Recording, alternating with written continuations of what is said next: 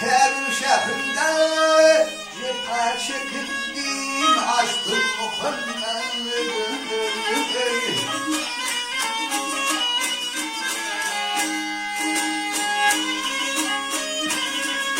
aşık ödüm olmuş önünde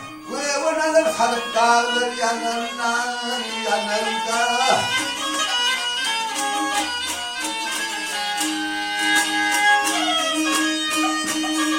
Beraber bu yaptığınları iğnenler rep vurup arşa uçtu Muhammed'e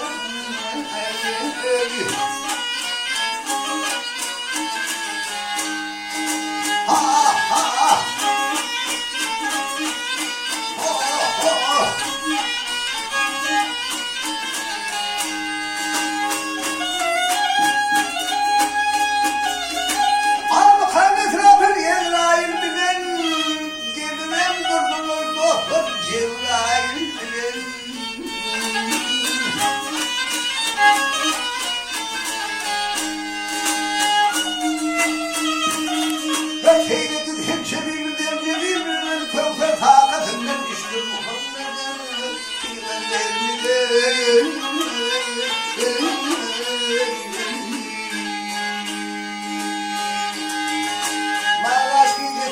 Haberine Cebrail periştirilir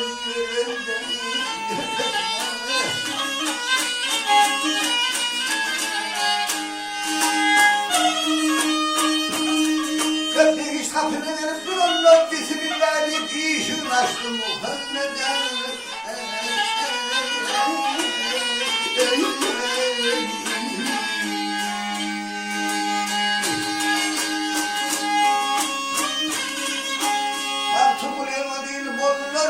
Öpeyim şeker gelir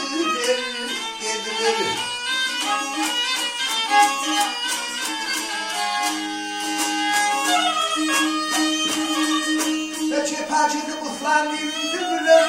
63 yaşı